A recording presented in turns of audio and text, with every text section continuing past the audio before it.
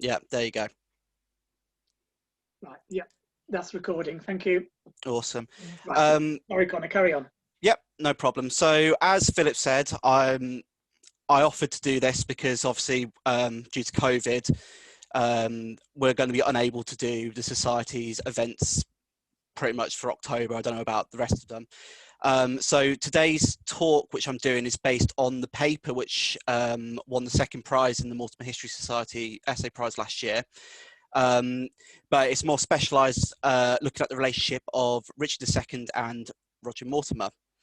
So to start off, I just want to basically talk about the background of it. So obviously it's no secret that Richard II had quite a fractious relationship with certain members of his higher nobility. This is most evident in the appellant's crisis and his deposition following Bolingbroke's rebellion. It's remarkable actually that Richard had the ability to make enemies out of his powerful subjects. However, it is my belief that Richard has kind of gained an undeserved reputation for being an unloved king, because there's several noble houses who would have benefited greatly under his kingship. The Mortimers were not one of those families, unfortunately.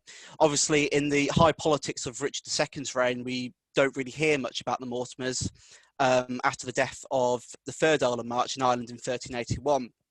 But the Mortimers are always there in the background, having an impact on society and politics, and they remain very crucial.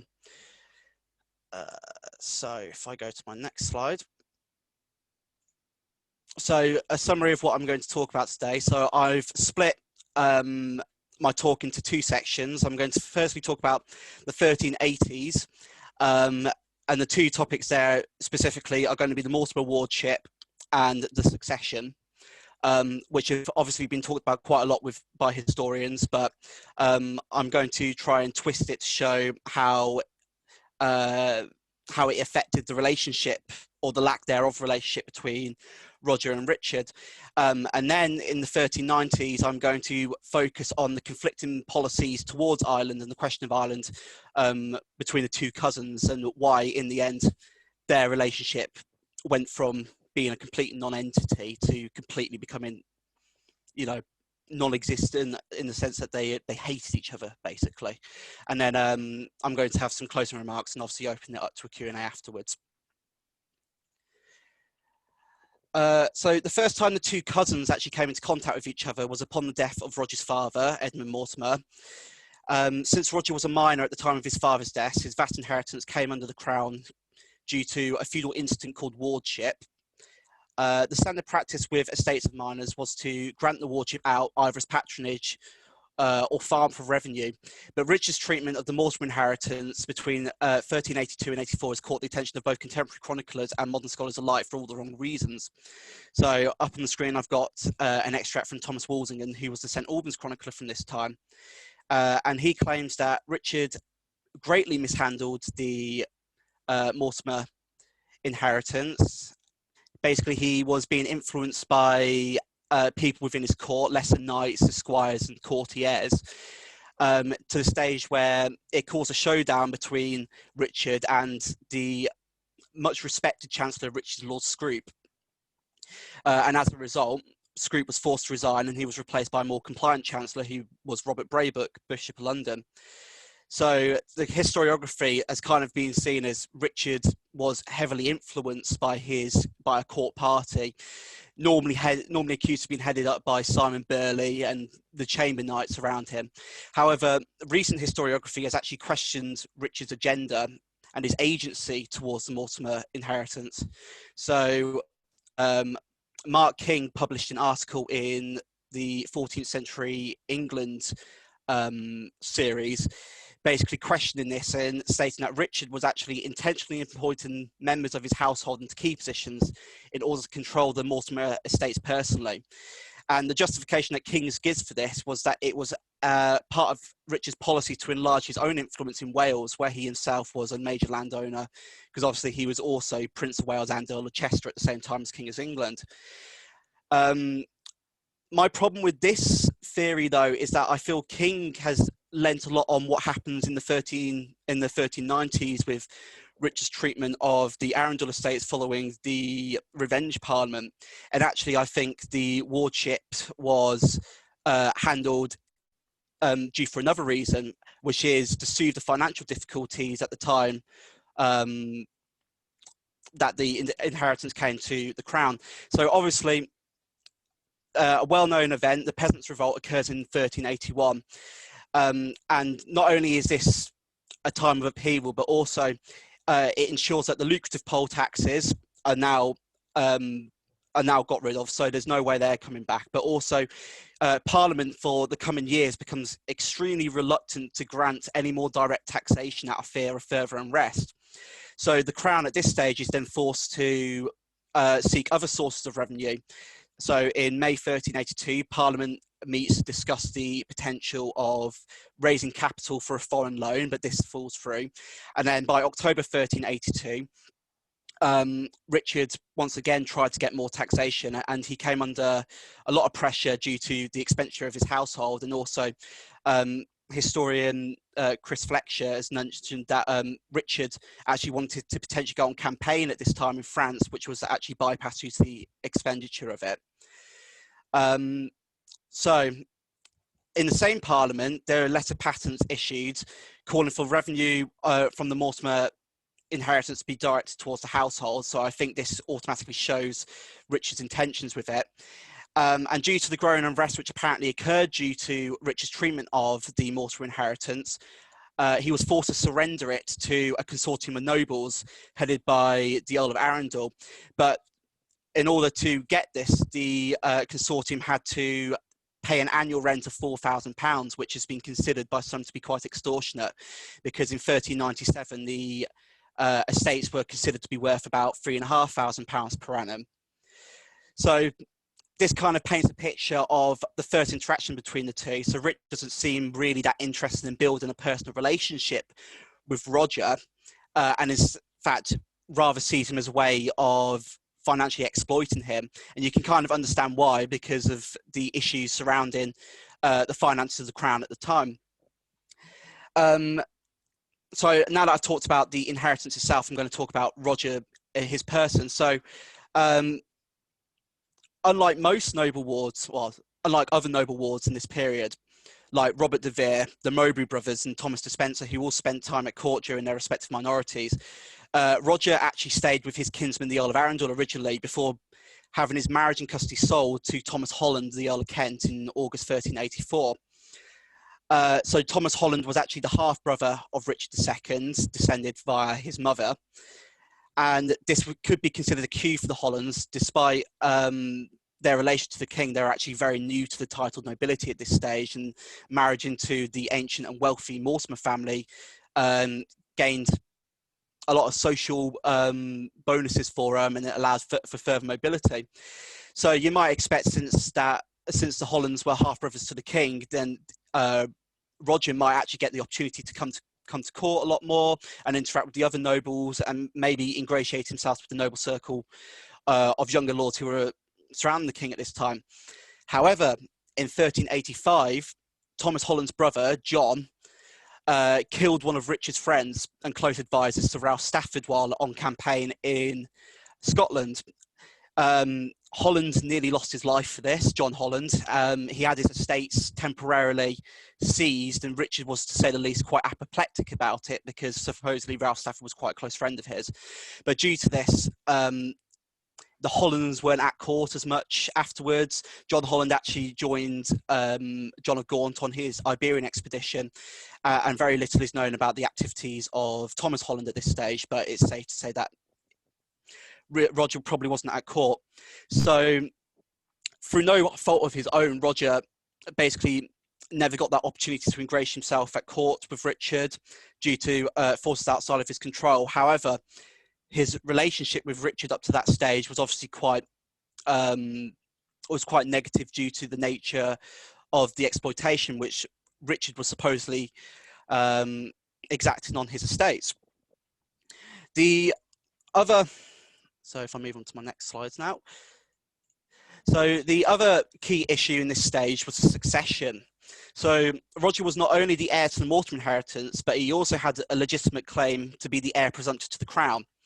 So I've put up a family tree up. So Roger Mortimer is actually descended from Lionel, Duke of Clarence, who was the second son of Edward III.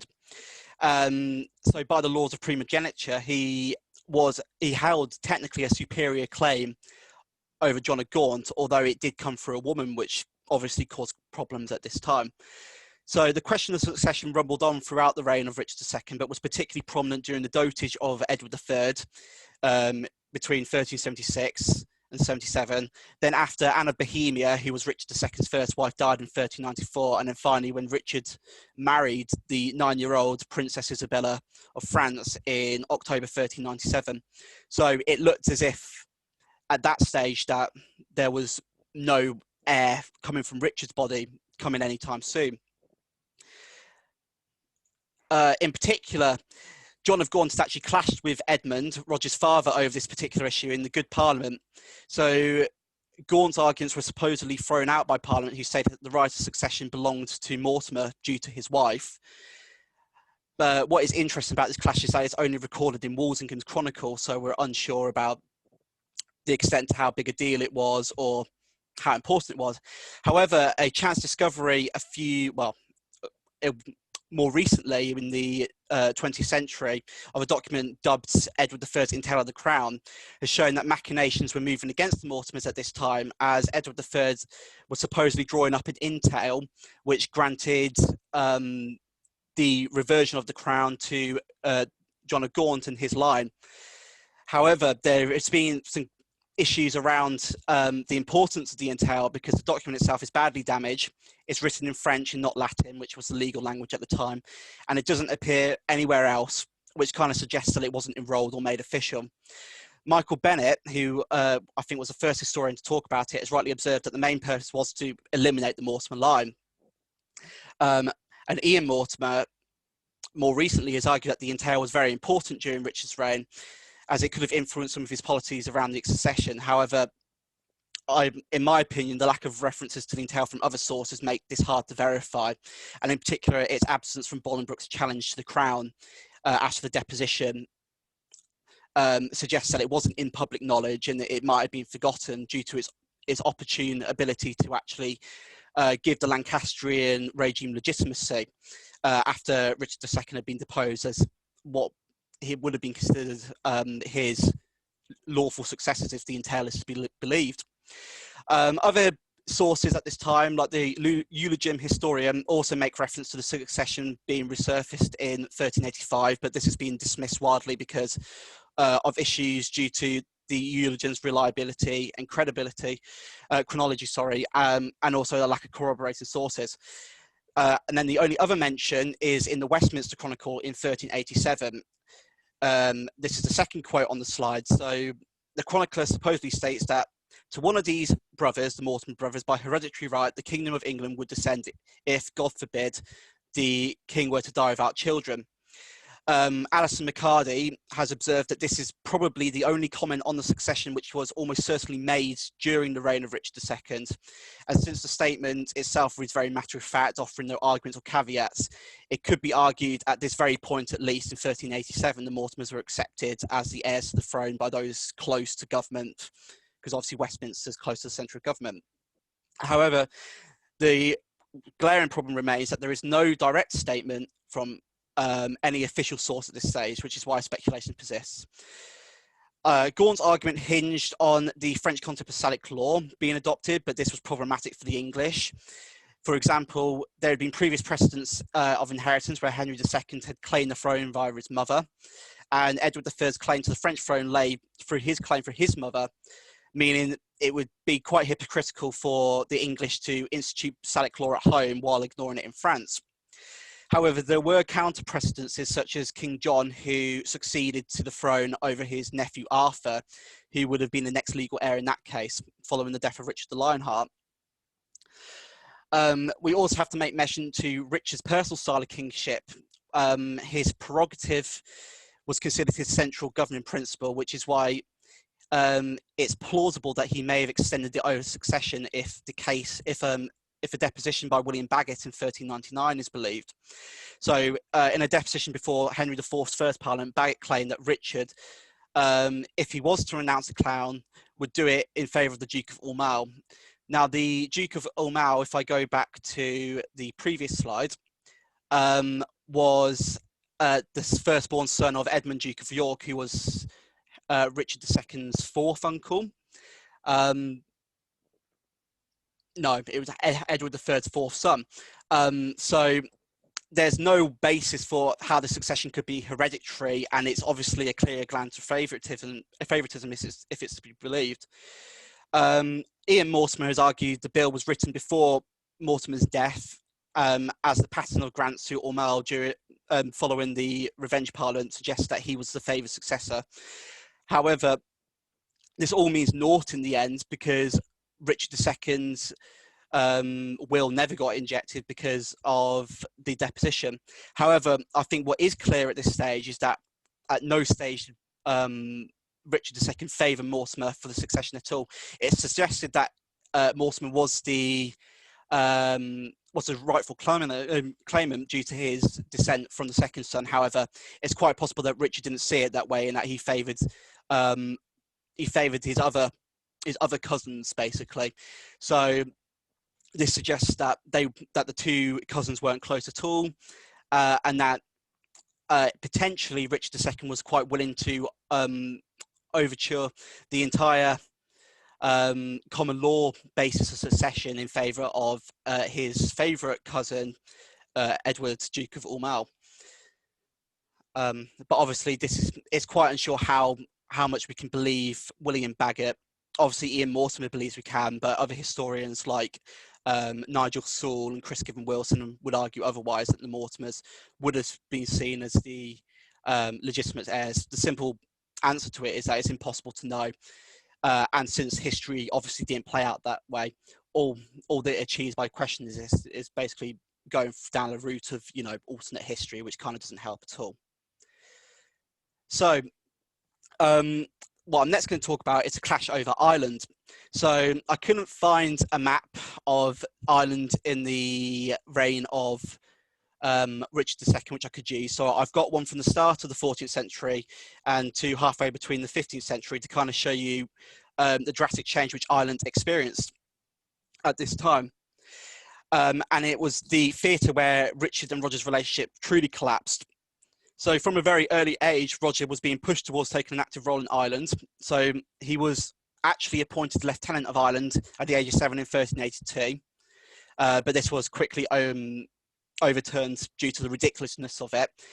But he was then re-granted the lieutenancy in 1394, I believe, or 1392. He was granted early livery of his Irish estates in June 1393. And this was before he actually gained livery of his English and Welsh lands. So this could have been coincidental, because Richard was at liberty to grant Roger his Irish lands since they remained under Crown control this entire time. However, it's more probable that this was a direct tactic by Richard in his aim to restore Irish lordship over Ireland.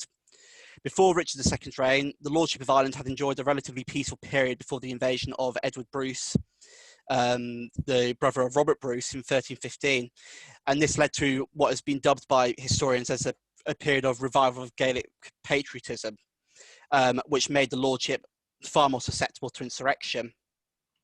And this Gaelic patriotism also coincided with an atrophy in the number of strong English landholders in the island at the time. So by the 1370s, the Mortimers were by far the strongest and natural leading landholders in Ireland, due to their significant interest in Connacht, Meath and Ulster. So this kind of suggests that Richard had little choice but to work through Roger. However, before Roger ever came of age, there is evidence to suggest that Richard was already trying to circumvent the Mortimers. So in 1385, he made his favourite Robert de Vere the Marquess of Dublin and then Duke of Ireland in 1386. And this was an obvious grant of favouritism to de Vere, as he held no landed interest in Ireland at all. But the two grants did come with a clause basing that he was also granted the entire land of Ireland, which probably was granted on the basis that De Vere was to go over to Ireland and actually conquer it for him. And this was probably what stirred Thomas Mortimer, who was the uncle of Roger and steward of the Mortimer estates at this time, to side decisively with the Lord's Appellant. Although it's unclear how De Vere was supposed to exercise his control over Ireland and whether he was actually expected to go over at all at this time, it was obviously a challenge to Mortimer supremacy there. So Thomas Mortimer might have felt obliged, as well as to back his patron, the Earl of Arundel, to also support his family's claims over in Ireland. So Roger was appointed lieutenant again in 1392, aged 18, but his deployment to Ireland was delayed due to an ongoing disagreement between Thomas Holland and the keepers of his estates over the terms of his livery.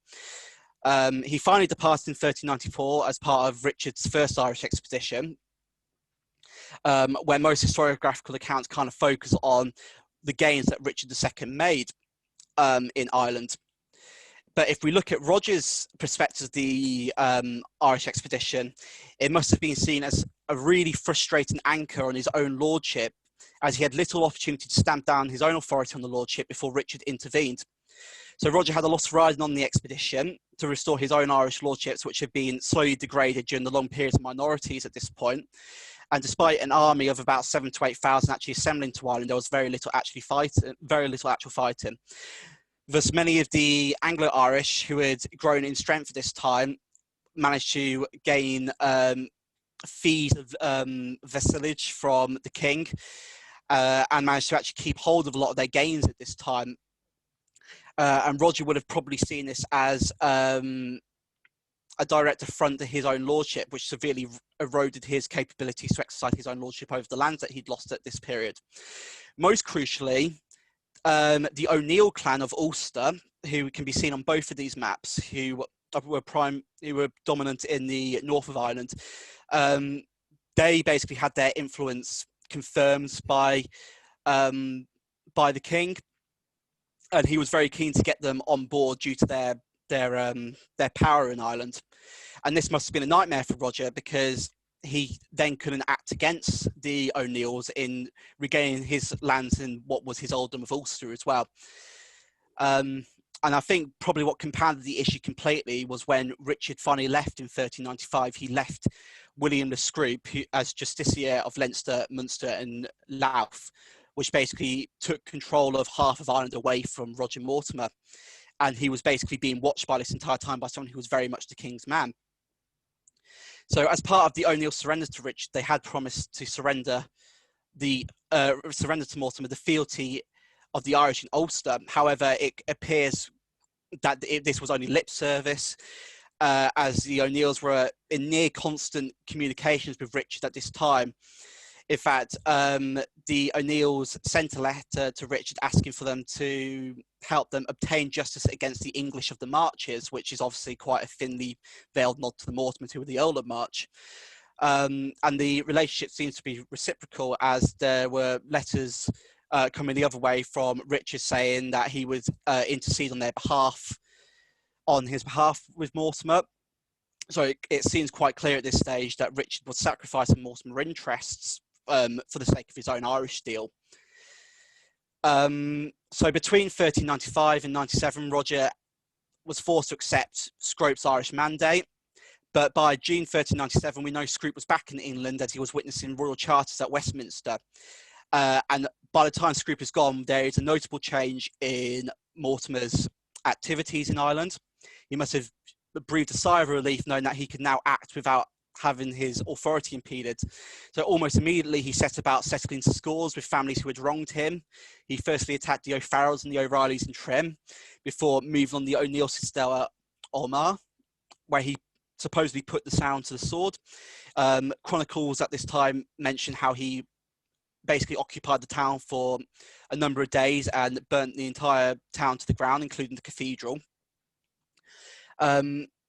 And it's quite possible the Irish were caught off guard, but the O'Neills were actually sending letters in 1395 to Richard, basically imploring Richard to protect them because they were fearing that something like this was going to happen. And obviously it did. And what's quite interesting, Roger was not acting alone in this. He also had the support of the Earls of Kildare and Ormond, who were basically these Anglo-Irish landholders who were mostly resident there, but weren't strong enough to actually take control of Ireland themselves. So this fully shows that Roger was actually showing his primacy as the overlord of Ireland at this time. However, to Richard, it destroyed all hopes of maintaining his Irish settlement. The peace deal had completely been destroyed. And Richard was then forced to actually organise a second Irish expedition. It's highly likely that he was going to do this anyway, but it's probable due to Roger actually torpedoing it that he was forced to go earlier than he was probably hoping for. So the close rolls report that in July 1397, Richard had ordered Roger Mortimer to stop issuing pardons and to not move the government apparatus from Dublin.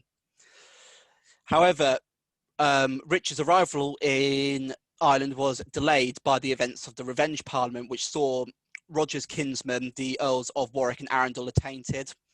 And Roger himself came under a lot of pressure because the Earl of Salisbury, who was a close associate of Richard II at this time, was allowed to litigate for control over the lordship of Denbigh, which was worth in excess of £1,000 a year at this time. In January 1395, in the second part of the Revenge Parliament, Richard was forced to return to Shrewsbury to sue for fealty, to give fealty to Richard II and swear to abide by the terms of the Revenge Parliament. And according to Adam Usk, who was closely associated with the Mortimer family, supposedly 20,000 people celebrated Roger's return, all wearing his livery and praying that he would give them reprieve from the tyranny of Richard II. Nevertheless, Roger didn't spend much time at all in Ireland, despite claims that he might have been part of a plan to see the downfall of Thomas Mowbray at this time, who supposedly accused the favourites surrounding Richard II of trying to draw the Earl of March into their circle to bring about the downfall of Thomas Mowbray, who had been made Duke of Norfolk at this time. Roger was unfortunately forced to return quite quickly due to his absence. The Mortimer impetus in Ireland had stalled, and a new rebellion by the famous rebel Art MacMurrough had begun to threaten his position again. Under pressure from home, knowing that he'd earned the ire of Richard II, and also losing his influence in Ireland, it's quite clear that Roger was forced to act decisively, but albeit rashly, as in July 1398, he actually died in a relatively mild skirmish near Kells in Ireland, supposedly dressed in the style of the Irish. And coincidentally, 3 days after his death, we have letters patent issued with relieving Roger of the lieutenancy and granting it to Thomas Holland, who was the son of Roger's guardian, as the new lieutenant. And according to us, Richard intended to have Mortimer arrested, which I believe is entirely plausible due to Mortimer basically destroying Richard's peace deal and basically completely ignoring the peace deal which he was actually sent to enforce. And also at the same time, his uncle Thomas Mortimer was had a warrant issued for his arrest, and it's quite obvious that Roger either dragged his feet or actively allowed his uncle to escape to Scotland, from Ireland. And this episode kind of reveals the final episode of animosity between the two cousins and the very open rift which existed between them. So some concluding thoughts about it. So the French chronicler Jean Creton, who was with Richard on his second Irish expedition, gives the reason for why he went to Ireland, to avenge the death of his faithful friends there. So this is obviously alluding to Roger Mortimer. However, I find it highly unlikely that that would have been the reason, because Roger destroyed the peace while acting, Richard's peace while acting in his own self-interest. And it's highly likely that Richard probably felt a lot more comfortable in himself, because the spectre of the Mortimer claim to the throne had lost its impetus as well at this stage, because the new heir was a 6-year-old boy, Edmund, who was Roger's son, and the other claimant was the Duke of Lancaster, who was obviously out of the country at this time due to his exile. And despite Richard returning in force in 1399 to sort Ireland out, he was forced to return after succeeding relatively little. And some historians of Ireland, such as Dorothy Johnston, have commented that it was Richard's decision in Ireland which was a major fall for his brain, major reason for his fall in 1399. And Curtis puts specific blame on Art McMurrough. However, if we are apportioning blame, Roger Mortimer has to accept some element of responsibility, because it was his action which forced Richard to return when he did, as the lordship was literally on the brink of open rebellion again. So if we draw this back to the major talking point of this presentation, which was about the relationship, was quite obvious is that these two men had competing ambitions, and although they might have potentially been able to rectify them if they'd managed to build some sort of rapport, the politics of Richard's reign and his relationship with other magnates basically forced the two men apart, and they never managed to get that relationship going. And then Richard's treatment of Roger's inheritance, and then his attempt to undermine Mortimer's supremacy in Ireland, and then followed by his own interests in Ireland, kind of completely torpedoed any relationship which could occur between the two men. And I actually believe that Roger should actually play a larger part in the narrative of Richard II's reign, due to the ability his story has to actually reveal a lot about his impact on certain key events of the reign. And if you're interested in learning more, I would suggest that you read the article which I wrote, which is coming out in the next Journal of the Mortimer History Society, as I go into far more detail about this. And that's the end of my presentation. Thank you. That's great. Thanks very much, Connor. Thanks indeed. Kirsten, have you received any questions? No. Somebody likes to send me a question now. Right. So if people would like to ask any questions to Connor, if you could use the chat facility to send that to Kirsten, please.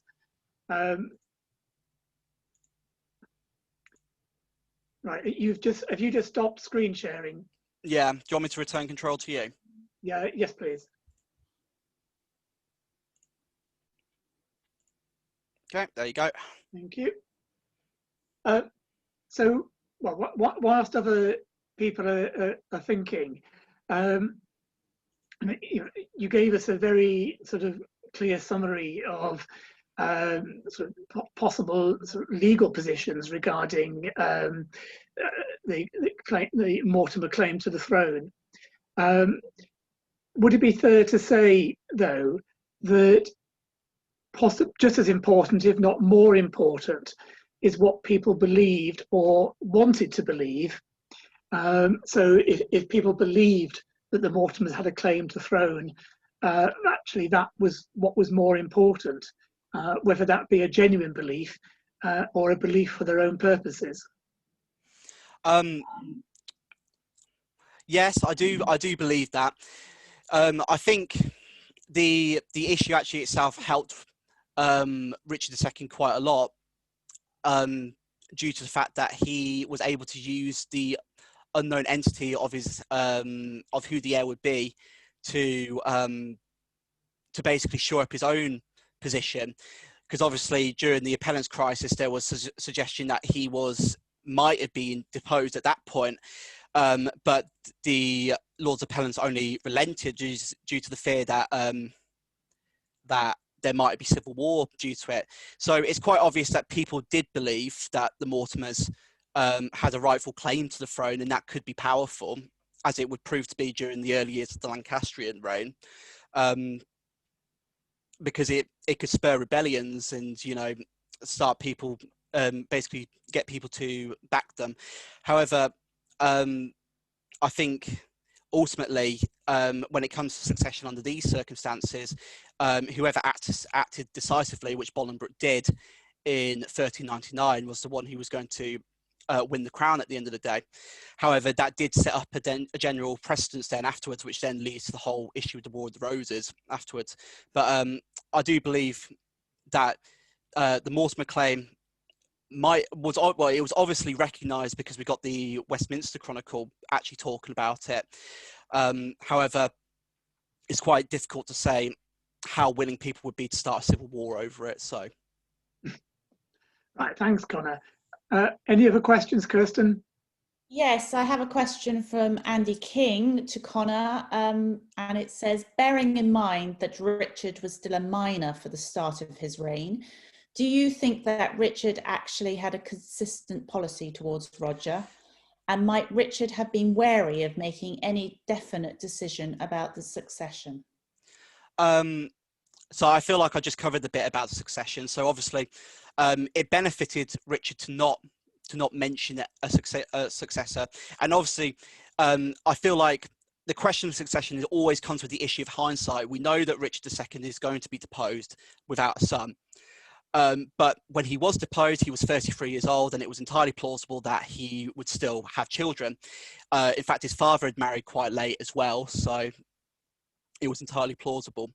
On the first bit was about policy, wasn't it? Could you just repeat that for me? Yes, it says, bearing in mind that Richard was still a minor for the start of his reign, do you think that Richard actually had a consistent policy towards Roger? I don't. So I'm currently in the process of doing my dissertation at the moment, which I'm looking at wardships in the reign of Richard II, and this is obviously quite an important case. And it is my belief that that Richard had a policy towards the estates of Roger Mortimer. However, it's quite clear that the person of Roger Mortimer, he was quite willing to basically reap the financial benefits of it, which is why he sold the marriage and custody to his half-brother. I don't think he did have a policy towards the person of Roger. I do believe that a lot of the relationships which Richard managed to cultivate were not accidental, but due to the people who were in his court at the time. And I kind of muted the possibility that if Roger had been at court, he might have been drawn into the inner circle due to the positives which that could bring due to his landed power. However, I don't think that Richard had a policy towards Roger himself at this stage. In fact, I think he quite willingly forgot about him when he was sorting out what his policy towards Ireland was going to be. Okay, thanks, Connor. Is that the only question, Kirsten? One more. Yes. There's one from Patrick over in Ireland, I believe. I think Patrick's calling in from Ireland. Hi, Kirsten. Could I ask Connor what his view on the relationship between Roger Mortimer and his uncle Thomas, and that impact on events, as uncle-nephews do not always have a good relationship, Richard II and John of Gaunt being one infamous example. Yeah. So I talk about this in the essay which I wrote as well. So I do believe that Roger Mortimer protected his uncle. I believe he actually cared about his extended family. And obviously Thomas was quite crucial in maintaining the Mortimer agenda during the minority, because he was the only senior male Mortimer to be in his majority at this time. And although we can't be clear, Thomas Mortimer was in Ireland at the time where he was organised to be arrested, where he was attainted. And if Roger did have any qualms about basically condemning his uncle, because he would have been aware of what happened to the Earl of Arundel, I think he did act to help his uncle flee Ireland and actually get into safety in Scotland. So I do believe they shared quite a good relationship. Okay, thanks, Connor. Right, so as we've come to the end, I'll just try an experiment and see what happens. So can everybody unmute themselves and turn on your videos, please?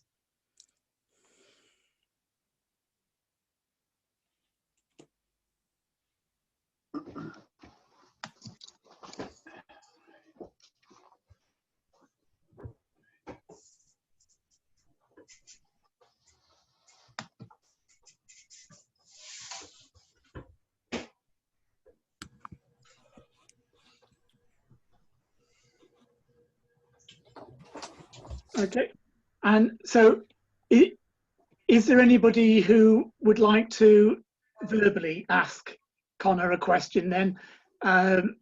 We've got a couple of minutes, and you may have been put off by having to type it. And so as the system isn't crashing, would anybody like to ask Connor a question verbally? Silence. I've bored everyone to death. No. I'm sure that's not the case. Right, well, thanks very much, Connor. Very, very grateful that you've done this tonight. I know that it's been quite a bit of work for you on top of finishing your dissertation, so we are very grateful. And perhaps we could even try, if people have got their sound on, perhaps if people could give Connor a round of applause, please. Well, it sort of comes across, doesn't it, Connor? Yeah, it's appreciated. I very much look forward to going through this lecture again when it appears in the magazine, because there's really so much to take in, and it's a history of a long time ago, and I just find it so fascinating that it takes you have to go through it more than once in order to absorb it, really. Indeed. Well, also, if we can get on top of the technology, I'll try and manage to save the recording and send it to Hugh, and if that all works, Hugh can put it on the website. So as well as looking forward to reading Connor's essay in the journal, there'll be the opportunity to hopefully to hear it again on the website. So yes, so thanks, Connor. Thanks everybody for joining in. If you have any comments on the sort of how on the technical side of this, and things that if you are more experienced at using Zoom and have any thoughts on what we could have done better, then drop me an email with your suggestions on how to improve the technical aspect. Okay, right. So thanks to all, and enjoy the rest of the evening. Thank you. Thank you. Bye, everyone. Thank you. Bye-bye.